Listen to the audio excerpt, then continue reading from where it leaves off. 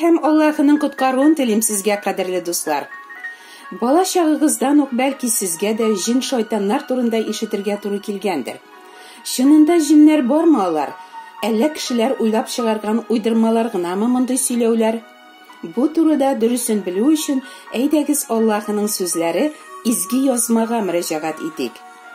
Әле җир һәм кешеләр барлыкка китерелгәнче үк иң гүзәл, кимчелексез, камил бер фәрештә, дан сөюе, матурлыгы һәм зирәклеге аркасында йөрәге масаеп, мин Аллаһыга тиңмен дип, аңа каршы баш күтәрә. Камиллек үрнәге булган гүзәл фәрештә йөрәгенә тәкәбберлек тулып, явыз иблискә, аңа иярүче фәрештәләр шакшы рухларга әйләнәләр. Аллаһның ләгънәтенә дучар ителеп, аның изге тавыннан бәреп төшереләләр. Алар өчен Аллаһы мәңгелек газап урыны, җәһәннәм әзерләп куйган. Ләкин билгеләнгән вакыт җиткәнче Аллаһы аларга һава киңлекләрендә калырга рөхсәт итә. Аллаһны һәм ул тудырган адәмизатларны бу явыз рухлар нәфрәт итәләр һәм аларның максаты күбрәк кешеләрне алдап, урлап, үзләре белән мәңгелек һәлакәткә алып китү. Кемнәр алар җиннәр? Җиннәр алар гадәттә күзгә күренми генә иблис эшен башкаручы тәнсез затлар, аның явыз рухлары. Алар кешеләрнең эшләренә кереп, алар белән идара итәргә, аларны төрле явыз гамәлләргә этәрергә, аларны үтерергә тырышалар. Изге язмада без җин кагылган кешеләрнең сукыр, телсез яки чукрак булулары, яисә авызларыннан күбекләр агыза-агыза җирдә тәгәрәүләре, яки аларны җин үтерергә теләп, утка да, суга да атып бәрүе, кешеләрдән аерып чүлләргә олактыруы, җинле кешеләрнең үзләрен тотып торучы богауларны өзеп, кабер мәгарәләрдә үз-үзләрен ташлар белән бәргәләп, узып баручы кешеләргә һөҗүм итеп яшәүләре турында укыйбыз. Гайса җирдә вакытта аның янына төрле авырулардан, интектергеч чирләрдән җәфаланганнарны, паралич сукканнарны, шулай ук җин кагылган күп кешеләрне алып киләләр. Гайса үзенең сүзе белән явыз рухларны куып чыгара һәм бөтен авыруларны савыктыра. Җин шайтаннар Гайсәдән, аның исеменнән генә куркалар. Инде кемдә булса җиннәрне Гайсәдән башка гына куып чыгарам ди икән, ул ялганчы. Шайтан аның үзен дә, аңа ышанучы кешеләрне дә алдый. Ничек итеп?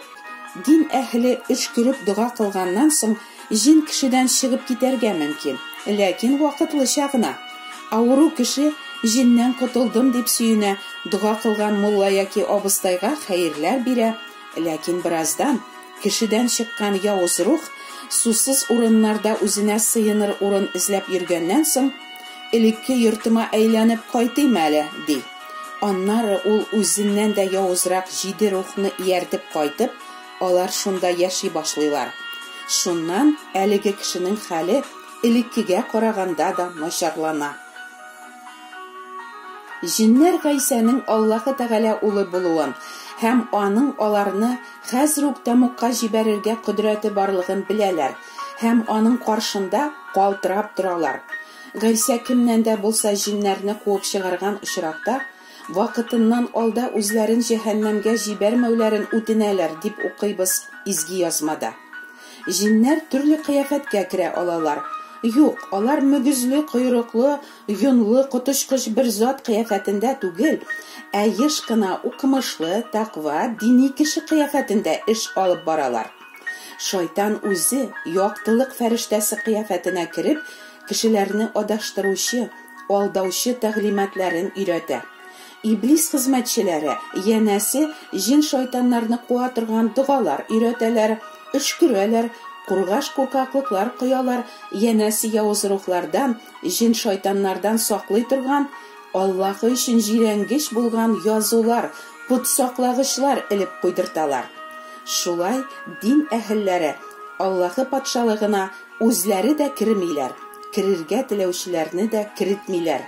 Аларга үтеп чыга алмаслык киртәләр куялар. Кешеләр ялганны яратканга, Аллаһының чын хакыйкать сүзләрен үзләре укып, дөрес юлны табарга теләмәгәнгә, наданлыклары һәм дөнья ләззәтләрен яратып, аларга бөркүләре аркасында мәңгелек һәлакәткә, тамукка китә торалар. Үзләре белән элемтәгә керүче һәр кемне бу рухлар алдарга, үзләре кебек явыз итәргә һәм тизрәк һәлак итәргә тырышалар. Мин җиннәр белән элемтәгә кермим дисезме? Әгәр сез үлгән кешеләрнең рухлары өчен дуга кыласыз, алар өчен хәерләр бирәсез икән, төрле эш күрүчеләргә барасыз, яки үзегез шул эшләр белән шөгыльләнәсез икән, сез нәкъ җиннәр белән элемтәдәсез. Тормышта якыннарын югалтып, аларны сагынып кайгыручы тол хатыннардан: "Бүген төнлә минем яныма ирем кайтты, без аның белән йокладык. Ул һәр төнне минем яныма килә" дигән сүзләр ишетергә мөмкин. Әгәр үлгән ирең яки үлгән балаң төнлә яныңа килә икән, димәк, җин алар кыяфәтенә кереп күренә. Аның максаты бер генә: сине алдау һәм һәлак итү. Әгәр җаныгыз котылсын дип, оҗмахка керү өчен хайван корбаннары китерәсез икән, сез җиннәргә корбан китерәсез. Алла сүзе әйтә: мәҗүсиләр корбанны Аллаһыга түгел, җиннәргә китерәләр. Без мәҗүсиләр түгел, безнең динебез иң саф, иң дөрес дин дисезме? Аллаһы Тәгаләгә Гайса Мәсих китергән корбан аша иман итмәүче һәр кем үзенең корбаннарын җиннәргә китерә.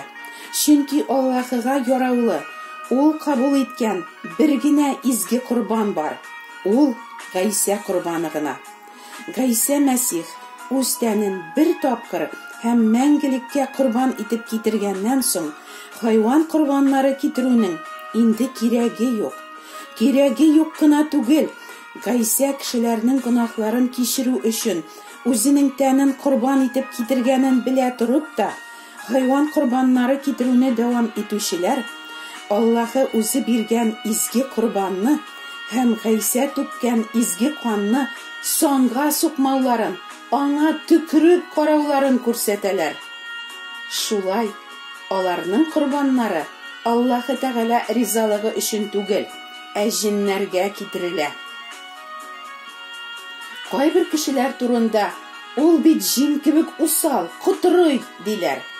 Психиатрия хастаханәләрендә эшләренә явыз рухлар тулган шундый кешеләрне давалап терелтергә тырышмыйлармы? Ләкин җин кебек котырый кешеләр белән генә явыз рухлар идара итә дип уйлыйсызмы? Үзен Аллаһы угылы дип атаганы өчен дин әһелләре һәм баш руханилар Гайсаны үтерергә сүз куялар. Гайса аларга әйтә: "Мине, Аллаһыдан ишеткән хакыйкатьне сөйләгән бәндәне үтерергә йөрисез. Атагыз Аллаһы булса, сез мине яратыр идегез, чөнки мин Аллаһыдан килдем. Сезнең атагыз Иблис, һәм сез атагызның теләкләрен үтәргә телисез. Ул баштан ук кеше үтерүче булып, хакыйкатьне тотмады һәм хәзер дә тотмый, чөнки аңарда хакыйкать юк. Ялган сөйләгән вакытта ул үзенекен сөйли, чөнки ул ялганчы һәм ялганның атасы. Ә сез, мин хакыйкать сөйләгәнгә күрә, сүзләремә ышанмыйсыз. Кем Аллаһыдан булса, шул Аллаһы сүзләрен тыңлар. Ә сез Аллаһыдан булмаганга күрә тыңламыйсыз." Хәзерге вакытта да Гайса безне гөнаһлардан коткаручы, ул Аллаһының бердән бер сөекле угылы дип сөйли генә башла. Шунда ук мин Аллаһыга буйсынам дип дин тотып йөрүчеләрнең эшләрендә ачу кайнап, сине нәфрәт итә башлыйлар. Кемнеңдер нәфрәте ачыктан-ачык һәм усаллыгы йөзенә чыга. Теленнән хурлау сүзләре чәчелә башлый. Ә кемдер нәфрәтен яшерергә тырыша. Ләкин аның эчендәге явыз рухның Гайса турында ишетәсе дә, беләсе дә килми. Ул үз юлыннан бара. Гайса юлы аңа кирәкми. Ләкин кызганычка каршы, Гайса юлыннан башка бөтен юллар да һәлакәткә китерә ди Аллаһының сүзләре. Гайса исеменнән башка Кешеләрне мәңгелек җәһәннәмнән коткара алырдай башка исем юк. Аллаһның Гайса коткаручы турындагы яхшы хәбәренә инанып, чын иманга килгәнче, бар кешеләрдә бу дөньяда хәзер идара итүче ялганлык рухы хакимлегендә яшиләр. Изге язма аша Аллаһы үзенең рухын һәм ялган рухны менә ничек танырга өйрәтә. Аллаһы рухын сез болай танып белерсез. Гайса Мәсихнең кеше булып килгәнлеген икрар итүче һәр рух Аллаһыдандыр. Ә Гайсаны икрар итмәүче бер рух та Аллаһыдан түгел. Ул рух Мәсих дошманыныкы. Димәк, кеше я Аллаһыга буйсына, я Иблискә. Әгәр кемдә булса чын йөрәгеннән Аллаһыга гына буйсына икән, ул кеше Аллаһы үзе күктән җибәргән Гайсаны да ярата. Чөнки Гайса аңа үзенең рухын сала. Кемдә Гайсаның рухы, изге рух юк, ул әле явыз рух һәм җиннәр хакимлегендә яши. Гайса үзенә ышанучыларны нәкъ явыз рухлар җиннәр хакимлегеннән азат итәргә дип килде дә инде. Амин.